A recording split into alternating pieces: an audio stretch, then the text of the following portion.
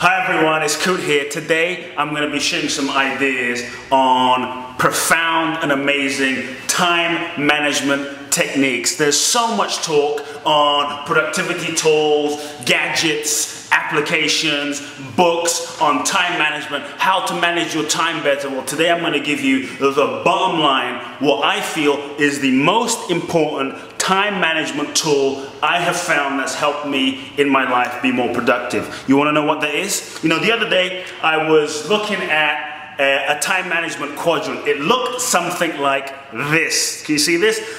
The thought of doing this time management quadrant, quite frankly, it brought more stress to my life and took up way more time than actually freed up. Have you ever had that feeling where you're thinking about doing a time management technique or following a time management path, and it actually creates more stress in your life? So here's my advice. I'm tearing up the old time management quadrants. What's my time management technique? Here's what I want you to ponder. The bottom line, you are going to die.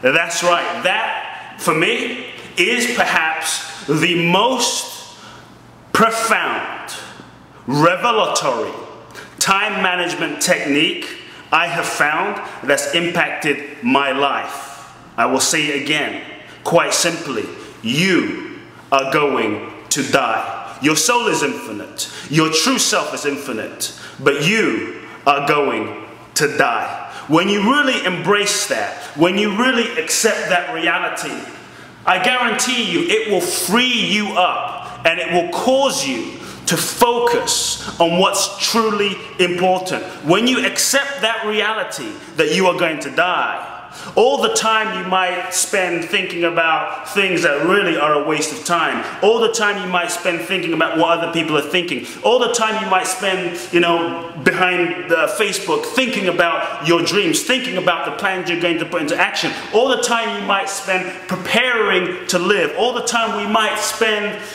trying to perfect our craft. All the time we might spend trying to perfect our plan. When you realize that life is short, when you realize that this existence is so fragile and at any moment it could be gone, it frees you up to start living this moment now. When you really embrace the reality of death, when you truly embrace that reality that it could happen at any moment, it frees you up to begin living your life now. No longer wasting your time on things that are unproductive. No longer wasting your time on things that don't move you forward. No longer wasting your time not giving your gifts profoundly now. So the question is, are you ready? When that moment comes, how do you want to go? When that moment arrives, will you be able to throw your arms up and say, yes, I'm ready?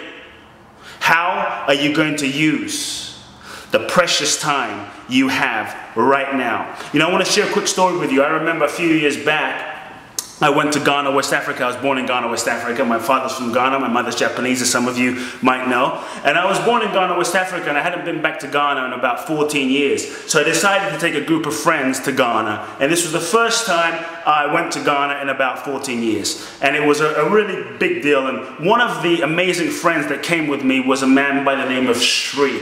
Sri was an incredible man, a former Intel executive. He was about 60-some years old, an amazing human being.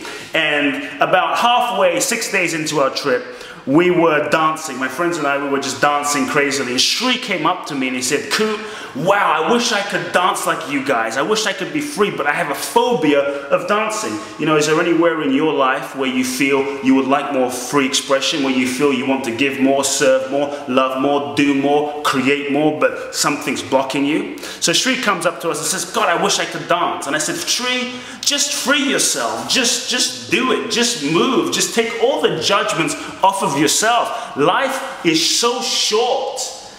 The next day, we were in a village in the countryside of Ghana. And there were about 5,000 of the village people that came to meet us and embrace me and my friends and give us the most amazing welcome. And what was most amazing was we spent time with this shaman that was performing miracles. I mean, he was performing wild miracles. And at the end of this experience, my dear friend Shri stood up in the middle of the village and started to dance wildly. I mean, Shri started to dance and spin and dance. I literally thought Rumi had come back to life. I mean, he was just grooving, just totally freeing himself. And we were all so touched. And then, cut a long story short, months later, I found out that my friend Shri had died. Literally, like that. And when I found out my friend Shri had passed away, at first I was deeply saddened and went through a grieving process. At first I was deeply impacted because I missed my friend Shri, and I started to think about all the good times I had with my dear friend Shri, but I also thought about all the dreams and things we talked about doing, like riding camels through the Sahara and crazy adventures like that, that we didn't do. And as I thought about my friend Shri, I felt him smiling. And even though I was saddened on one hand, I was deeply moved and elated because I could feel him dancing in the heavens. And I was deeply happy knowing that while my friend Shri was alive, he dared to dance. While he was alive, he dared to dance. So friends, my question to you today is, what's the dance that you need to do? What do you need to do? What do you need to say? What do you need to express in your life? Who do you need to forgive? What do you need to create? What gifts do you need to give? So that when that moment comes, you're ready, you can throw your arms wide open and feel like and know deep within your heart that every moment of your life, of this precious existence, was spent profoundly, wisely, and you maximize and squeeze the juice out of each moment. Are you ready to dance?